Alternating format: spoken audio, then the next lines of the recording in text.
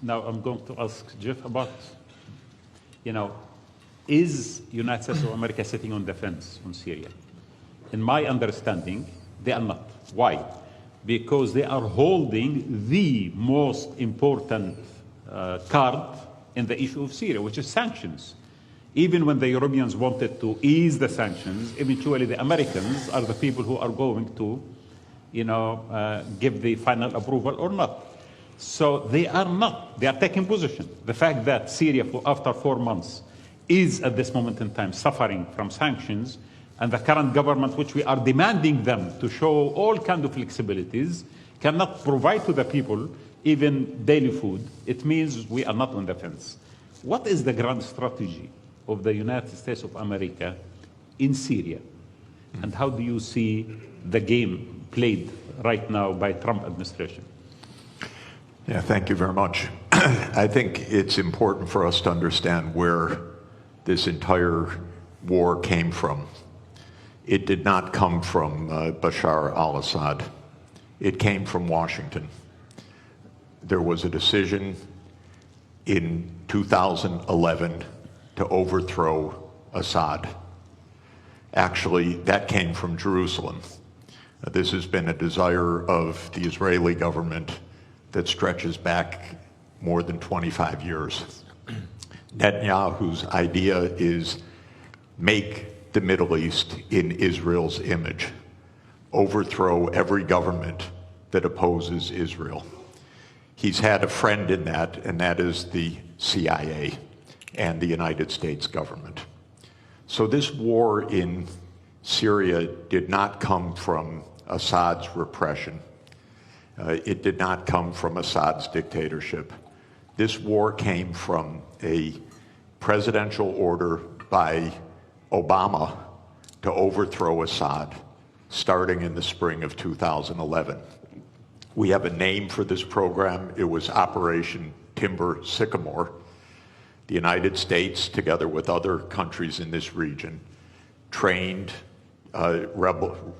fighters, especially jihadists, including the ones that just took power, to overthrow the regime. This created chaos. 600,000 dead in Syria in a war that has gone on for 14 years. The outcome of this war is what the CIA wanted back in 2011, which is that a jihad group would take power in Syria after being armed by the United States. The reason I want to be clear about this is that we will not have peace in this region until we have public diplomacy that is based on real diplomacy, not on CIA operations. And we will not have peace until Israel stops its militarization of the entire Middle East.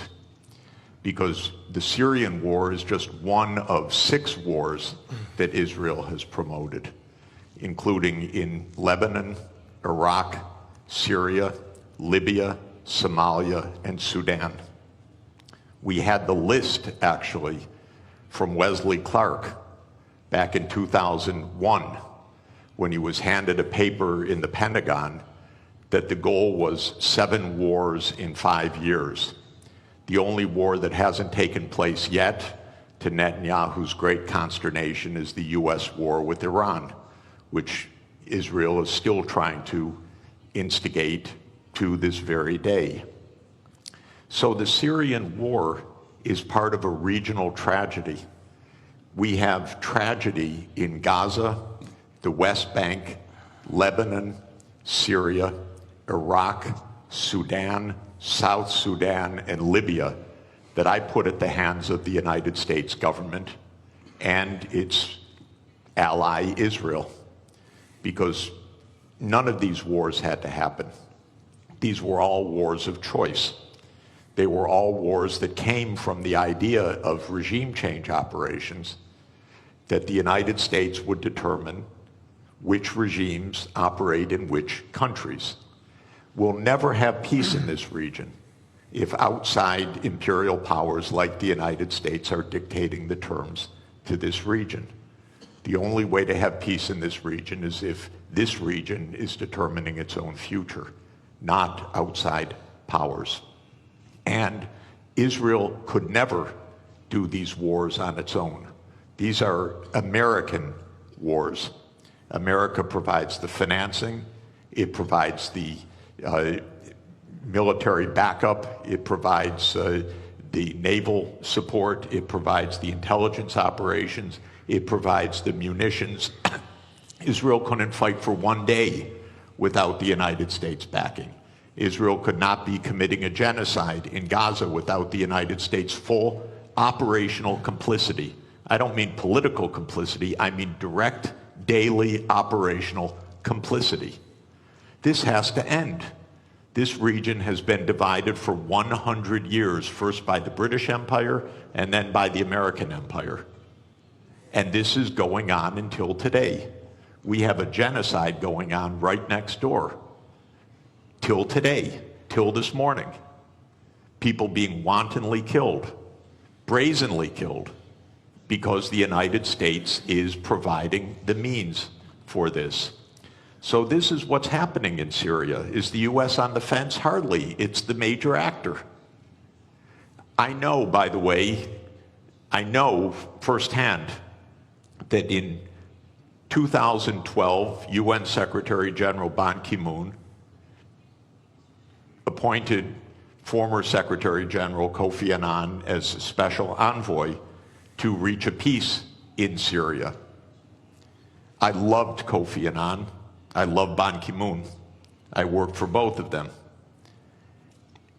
Kofi Annan arranged a peace in 2012. He arranged a peace in Syria. You know why it didn't happen? Because all the parties agreed to peace except one. Literally one. That was the United States of America. The United States of America said there will be no peace unless Bashar al-Assad goes the first day. The other parties said, no, you can't just determine that. Maybe there'll be a process, maybe there'll be elections agreed, maybe there'll be a 2-year process, a 3-year process. The United States said no. Assad must go the first day of any agreement or we block it. And so Kofi Annan stepped down from his position after having negotiated a peace arrangement, and we have had 500,000 people dead since then. We should not allow this kind of criminality to be normal. This region has been at war nonstop for 30 years, actually I would say for at least 57 years, since the Six-Day War, because there has been no honest accounting of international law, no honest diplomacy. It's been militarization all the way through. And we could have peace immediately in this region. All that is required, in my view, is the United States change its veto of Palestine as the 194th UN member state, because on that basis, all the region would normalize relations and the wars all across this region would stop. But Israel has had control over U.S. policy, and it says no. It wants greater Israel. It wants Israel in Syria. It wants Israel in Lebanon. It wants Israel in the West Bank. It wants Israel in East Jerusalem. It wants Israel in Gaza. And until that stops, we're not going to have peace. So is the U.S. on the fence? Of course not. It's the major protagonist of this whole war and has been for the last 14 years. Thank you very much, friend Wadah and the panelists. My name is Abdul Hamid Sayam. I am a journalist for Al-Quds Al-Arabi. I am a former UN staff as well. And I want to ask you, Mr. Sachs, that you just gave one explanation to what happened in Syria. It's a conspiracy theory by the US. So the millions of Syrians who went to the street calling for the downfall of Bashar al-Assad, they don't count. Those who went into the street saying Silmiya, Silmiya, those who were They paid their price, Ghayath Matar and Hamza al-Khatib, and all these young Syrians shouting in the street in millions. They don't count. Yes, I agree, there was a conspiracy, but not in the beginning, after maybe, of how they diverted the Arab Spring. But the Arab people were fed up with these dictators, and they went to the street, not only in Syria, but in Tunisia, in Egypt, in Libya, everywhere in Yemen. But then the conspirators started their job then, to divert it, to end up with this kind of ruthless dictator. To say, for people to say, oh, we'd have been better off under Gaddafi and under Mubarak and under. So how do you respond to that? Thank you very much. Thank you, Abdul Hamid. I am not discussing the agency of the Syrian people. I'm discussing the opposite. Do not be naive. Do not think that 600,000 people died because of Assad and the protesters. This was a war. Wars are expensive. They require billions of dollars. They require armaments. And I'm not talking about a conspiracy theory. I'm talking about a conspiracy. And you should know. Everybody go look up Operation Timber Sycamore. Understand what happened in your region. And if you think that calling in the CIA is going to do the bidding of agency in this region, you are sadly mistaken. This region has been manipulated by Britain, France, and the United States for 100 years since the Versailles Treaty. It will not have safety or peace until the United States is out of this region through manipulation and war. You all say, well, it's Israel doing this. It's the same thing I'm talking about. It's the same reason for Operation Timber Sycamore. It's not an independent fact. It's the reason why this happened. I'm the last to denigrate agency. I'm telling you exactly the opposite. If you think your big friend, the United States, is going to do your bidding and help you get your way, empires divide to rule.